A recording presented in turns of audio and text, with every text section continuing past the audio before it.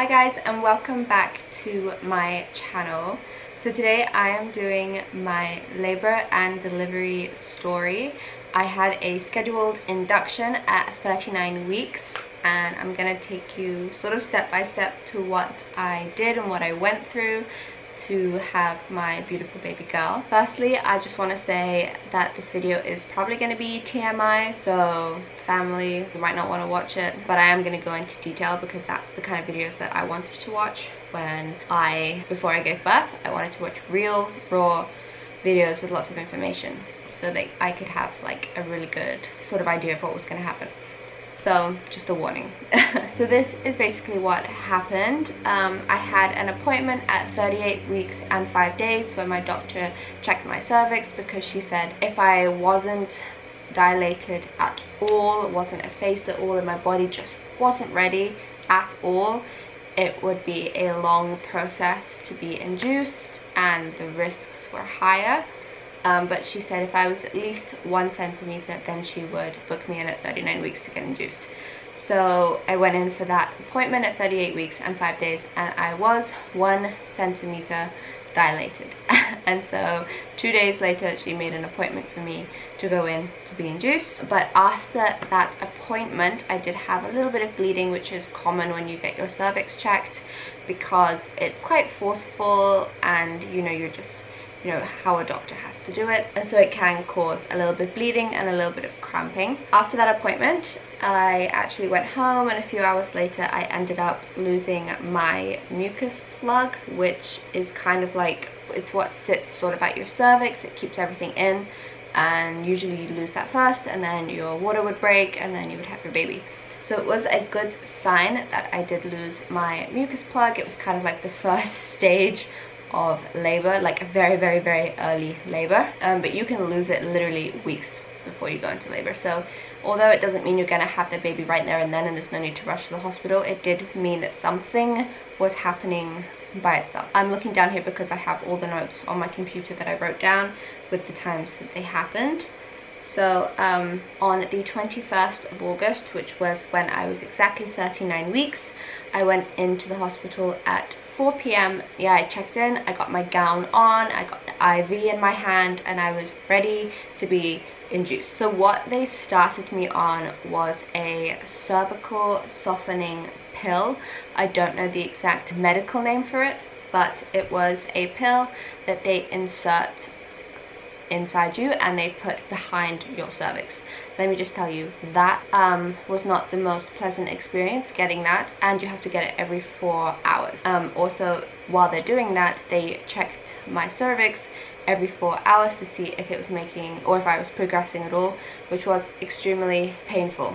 For me it was, anyway. Yeah, that was not a nice feeling at all. But that's what happened. I went in, I got my IV, and I started my first cervical softening pill. And by this point I was still only 1 centimeter dilated. So I got my first pill, and then, like I said, every 4 hours they would come back, and that was all I was doing. I had the IV dripping, and then 4 hours went, they'd come back in, check my cervix, give me another pill.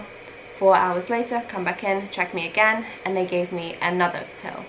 And I had that 3 times. And then at around 5 a.m, so nothing really happened between going to the hospital and getting checked in and 5 a.m. At 5 a.m, Ava, who is my beautiful baby girl, her heart rate dropped, and the nurses were amazing, but the nurse said that it was because of the cervical softening pill.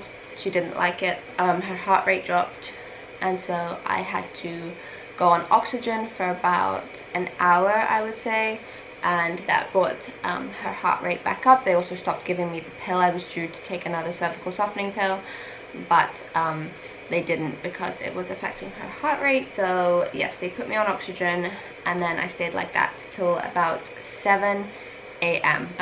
And at 7 a.m. was when I started getting really bad contractions. And up to this point I had been having contractions because I could see them on the monitor, but they weren't at all painful. I could just feel tightening like a Braxton Hicks.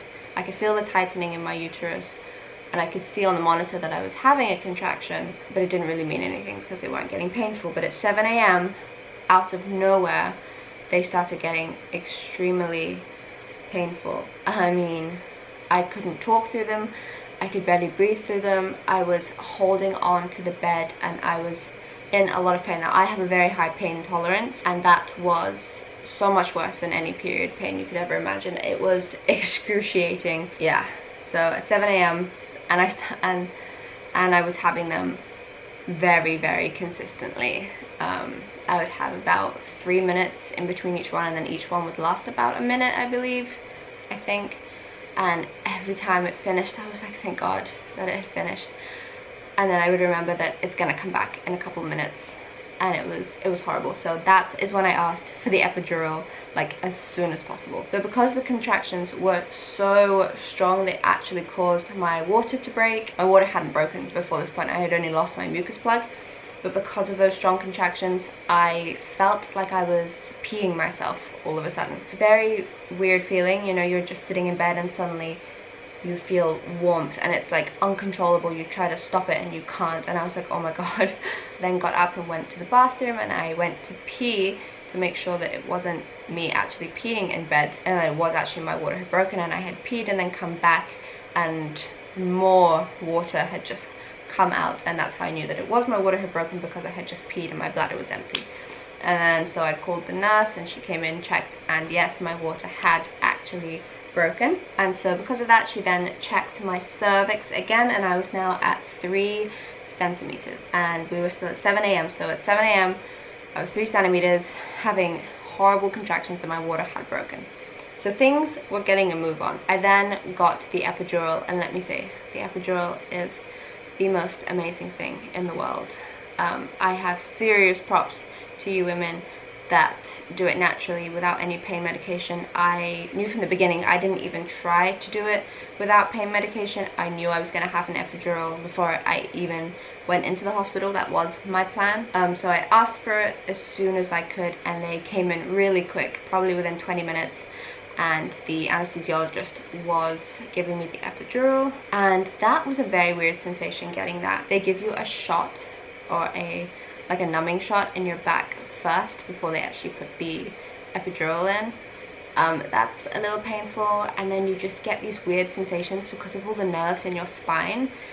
So he said it was like a bee sting, and it was like a pinch. And then I was having contractions while he was putting, you know, the epidural in my spine, and obviously you have to stay still because you have a needle in your spine. And so I was holding on to the nurse who was in front of me, and I was squeezing her so hard, trying to get through this contraction without moving. Let me tell you, that was incredibly difficult, but an epidural was the most amazing thing ever, and it was totally worth the little pinch that you have to feel to just not feel anything for the rest of your birth. Once I got the epidural, I also got a catheter in because you can't get up to pee because your legs don't work, and they started me on Pitocin, which gets your contractions going and keeps them consistent so that you can continue to, you know, progress through your labor. And basically once the epidural had kicked in, which took about, I would say, an hour, the contractions would just slowly fade away. I mean, the pain of them would fade away. I could still see that I was having intense contractions on the monitor, but yeah, after an hour I could barely feel anything. That is when I could then relax. So my body relaxed, and that is when my cervix dilated. And let me tell you, boy did it dilate quick.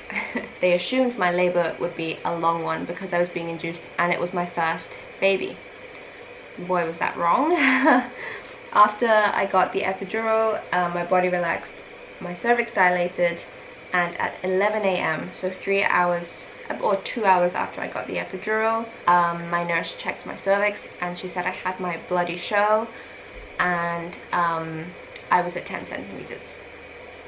In 2 hours, I had gone from 3 centimeters to 10 centimeters and ready to push. I started pushing around 11:40, and I had both my legs up in stirrups, or whatever they're called, those leg rest things. Because of the epidural, I couldn't feel my legs. My legs, like I would, because you have to grab on to the back of your legs to push yourself while you're pushing, to give yourself like some support and to really push. That was the weirdest feeling, grabbing onto my legs and not being able to feel my legs. They felt so big and so heavy, and like it was the weirdest feeling. Like you can't explain it until you've sort of experienced it. Like, it's that sort of thing. But I pushed for 25 minutes and she was born. She was born at 12:05 p.m. So I wasn't even in the hospital for 24 hours. I was there for 20 hours until I gave birth. So the whole induction took about 20 hours, which the doctors and nurses were pretty shocked at. They thought it would take a couple of days. Like I said, because it was my first baby and I went in at 1 centimeter. We then delayed cord clamping until all the blood had left the cord. Daddy then cut the cord, which was so nice, and we did skin to skin for 1 hour. So they hadn't even taken her to check her or to weigh her or anything like that. They just left her on my chest for 1 hour, and then we tried to breastfeed. Now that 1 hour where I had her on my chest, they were stitching me up because I had a 2nd degree tear. But yeah, obviously I couldn't feel any of that because I still had the epidural going, which was great, and I was so focused on my beautiful baby girl that was laying on my chest that I didn't even know what was going on down there. And I didn't really want to see, but the funny thing is there was this light in the ceiling, and it was like a square light like they have in hospitals and schools, like big ceiling lights, and it was reflective, just a little bit reflective, and I was right under that light, so I could actually see what was happening, which was a little bit like, ugh. When I got a glimpse of it, I was like, oh my god, like, don't look up there again. But everything is great and I'm healing great. I was very lucky to have a labor and delivery that had 0 complications, and I'm very, very grateful for that. I'm grateful that we have a healthy and beautiful baby girl. So this is our beautiful baby girl, and her name is Ava. Her middle name is Scarlett, and she is absolutely beautiful. She has like dark blue eyes, and they'll probably change. I have green eyes and Daddy has brown eyes, so we're not sure what color eyes she will have. They might stay blue because there is blue in both sides of our families. I think there is on mine for sure. I'm not sure about his, but she is just gorgeous. She has a lot of hair. As you can see, she was born with all of that beautiful hair, and today she is 2.5 weeks old, and she is doing so well. She is such a good baby and we couldn't be happier. So if you enjoyed this video, or if it was useful to any of you mamas to be out there, or if you're just watching because you're interested in this sort of stuff, then that's cool. I hope you enjoyed it. If you did, give me a like and subscribe to my channel, and I will see you in my next video.